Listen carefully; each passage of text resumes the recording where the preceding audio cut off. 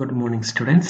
Good morning to the class of mechanics. Today we are going to discuss about central force motion as a one body problem. We have already discussed central force in the last class. Today we are going to discuss one body problem. Welcome back to the class of mechanics. Consider an isolated system consisting of two particles interacting under a central force F of R. Look at the picture. Here we have two mass, which is M1 and M2. R1 and R2 are the position vectors of M1 and M2 respectively, and vector R is equal to vector R1 minus vector R2. The magnitude of the vector R is equal to mod of vector R, similarly, which is equal to mod R1 minus R2. The equation of motions are M1 R1 double dot is equal to F of R into R cap. What is R1 double dot? R1 double dot is the second derivative of position vector, that is acceleration. So M1 into A1 is equal to F of R into R cap. Equation of motion എന്ന് പറയുന്നത് നമ്മുടെ ന്യൂട്ടന്റെ second ലോയുമായി ബന്ധപ്പെട്ടതാണ്. Total force acting on the system. അതിൽ നിന്നാണ് നമ്മൾ equations of motion produce ചെയ്യുന്നത്.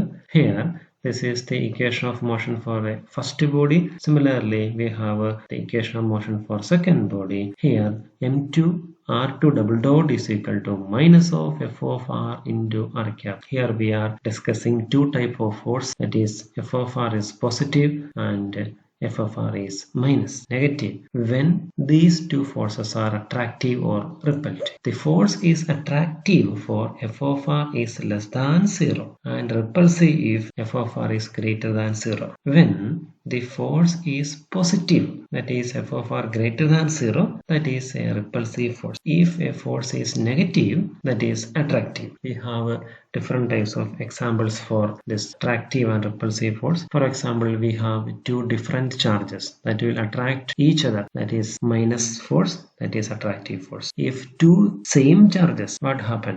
These two charges will repel each other. So if it is a repel, we will is positive. So in this way, we can classify according to the signature, according to the sign of the force. If attractive, if two charges are different, they will attract. In that case, force will be negative. If the two charges are equal, the force will be repulsive. In that case, force is positive. Okay. The equation 1 and 2 are coupled together by vector R. The behavior of R1 and R2 depend on vector R is equal to vector R1 minus vector R2. We shall show that the problem is easier to handle if we replace R1 and R2 by vector R, which is equal to vector R1 minus vector R2, and the center of mass vector capital R is equal to M1 R1 plus M2 R2 divided by M1 plus M2. ഇവിടെയുള്ള നമ്മുടെ പ്രോബ്ലത്തെ കൂടുതൽ easy ആക്കാൻ വേണ്ടി നമ്മൾ എന്ത് ചെയ്തു? Vector R1നെയും vector R2വിനെയും vector R is equal to vector R1 minus R2 എന്ന് പറയുന്ന ഇക്വേഷൻ ഉപയോഗിച്ചുകൊണ്ട് അതിനെ കൂട്ടിയോജിപ്പിച്ചു. അതേപോലെ centre of mass vector capital ആറിനെ നമ്മൾ M1 R1 plus M2 R2 divided by M1 plus M2 എന്ന് പറഞ്ഞ ഇക്വേഷനിലൂടെ നമ്മൾ അതിനെ സിംപ്ലിഫൈ ചെയ്തു. The equation of motion for R is trivial since there are no external force. ഇവിടെ നമ്മളിപ്പോൾ ഡിസ്കസ് ചെയ്യുന്ന പ്രോബ്ലത്തിൽ there is no external force. External force ഒന്നും ഇല്ലാത്തതുകൊണ്ട് ഇക്വേഷൻ ഓഫ് മോഷൻ നമുക്ക് വളരെ സിമ്പിൾ ആയിട്ട് വേറെ ഒരു കോംപ്ലിക്കേഷൻ ഇല്ലാതെ തന്നെ നമുക്കതിനെ resolve ചെയ്യാൻ പറ്റും. The equation for R tends to be like the equation of motion of a single particle and has a straightforward solution.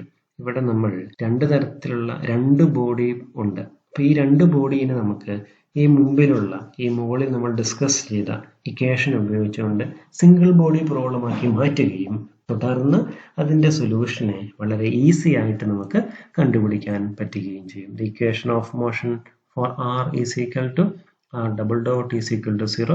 Since there is no external force, there will be no acceleration. If there is no acceleration, the second derivative will be 0. So R double dot is equal to 0. We have a simple solution.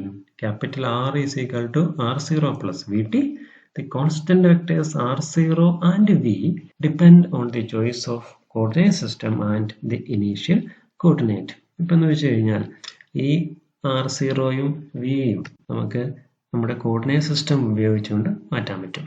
അപ്പോൾ for example നമ്മളിപ്പോൾ ഇനിയുള്ള പ്രോബ്ലത്തിൽ കുറച്ചുകൂടെ കഴിയുമ്പോൾ നമ്മുടെ coordinate സിസ്റ്റത്തെ centre of മാസിലേക്ക് എത്തിച്ചു കഴിഞ്ഞാൽ അവിടെ പല ടേമുകളും 0 ആയിട്ട് മാറ്റാൻ പറ്റും, അല്ലെങ്കിൽ 0 ആയി മാറി നമുക്ക് കാണാൻ പറ്റും. അപ്പം അതുകൊണ്ട് കോൺസ്റ്റന്റ് വെക്ടേഴ്സിനെ നമ്മൾ ഡിഫൈൻ ചെയ്യുമ്പോൾ അതിൻ്റെ choice of the coordinate system important. If you take the origin at the centre of mass r0 is equal to 0 and v is equal to 0. Just we discussed about this one.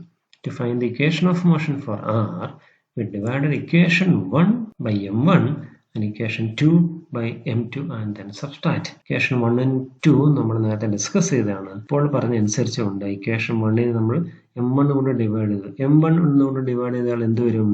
First ടൈമിൽ m1 cancel ആവും. r1 double dot is equal to 1 by m1 into f of r into r cap. Similarly, in case of second, r2 double dot which is equal to minus 1 by m2 into f of r into r cap. ഇതിനെ നമ്മൾ rearrange ചെയ്ത് കഴിഞ്ഞാൽ എന്ത് വരും? r1 double dot minus r2 double dot is equal to 1 by m1 plus 1 by m2 into f of r into r cap. Right സൈഡിലെ first ടേമിനെ നമ്മൾ ആദ്യം എന്ത് ചെയ്തു? കോമൺ ടേമിലേക്ക് മാറ്റി m1 into m2 താഴെ വരും, മുകളിൽ എന്ത് വരും? m1 plus m2 വരും. അപ്പം അതിന് നമ്മൾ ലെഫ്റ്റ് സൈഡിലേക്ക് മാറ്റി ക്രോസ് മൾട്ടിപ്ലിക്കേഷൻ നടത്തി കഴിഞ്ഞാൽ എന്ത് വരും? m1 m2 divided by m1 plus m2 into r1 double dot minus r2 double dot which is equal to f of r into r cap. Let us assume that m1 m2 divided by m1 plus m2 is represented by mu, reduced mass. Similarly, r1 double dot minus r2 double dot is equal to r double dot. Hence, the final equation will be bracket is substituted by mu.